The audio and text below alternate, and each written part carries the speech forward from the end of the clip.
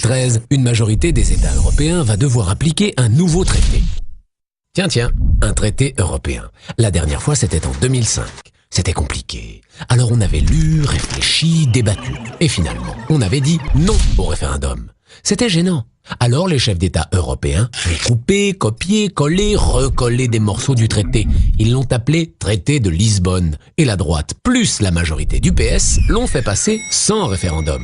Cette fois-ci, ils ne veulent pas prendre de risque, pas de référendum. Ce nouveau traité, c'est le TSCG, ou plus simplement, le pacte budgétaire. Et le TSCG, c'est compliqué. Il y a d'abord la fameuse règle d'or. C'est l'obligation pour les pays d'arriver à l'équilibre budgétaire, c'est-à-dire ne pas dépenser plus qu'ils ne gagnent. Aujourd'hui, aucun État n'y arrive car pour investir, développer ses écoles, ses hôpitaux, ses musées, un pays a besoin d'emprunter, donc de s'endetter, comme vous, comme moi. Mais le nouveau traité dit « stop !» Enfin pour les dépenses publiques, car pour les dépenses exceptionnelles, comme remettre de l'argent dans les banques, on aura toujours le droit. Avant, le déficit ne devait pas dépasser 3% du PIB. Déjà, personne n'y arrivait. Maintenant, il ne devra plus dépasser 0,5% du PIB. Par exemple, en France, en 2010, ce déficit était de 5% du PIB, ce qui représente 96,5 milliards d'euros. Si on avait dû le ramener à 0,5%, cela aurait voulu dire une économie de 87 milliards d'euros.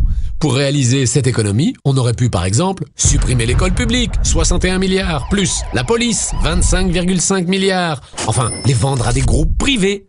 Difficile à imaginer, n'est-ce pas? Et si on n'obéit pas, c'est la punition.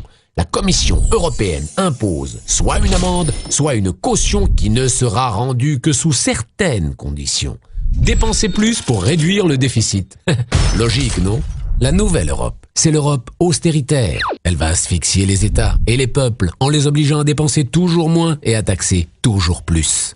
Dans cette nouvelle Europe, il sera impossible, voire illégal d'investir sur le long terme.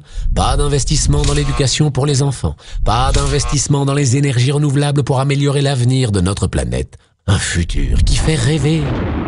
Pourtant, d'autres solutions sont possibles. Par exemple, faire que la Banque centrale européenne prête l'argent directement aux États et non plus aux banques.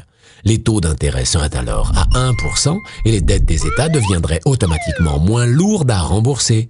L'investissement sur le long terme serait alors possible. Simple, non? On nous fait croire que l'austérité est la seule solution. Mais elle n'en est pas une. Vite, le compte à rebours a commencé. Les chefs d'État ont prévu qu'il soit appliqué dès le 1er janvier 2013 et ils n'ont pas prévu de nous consulter.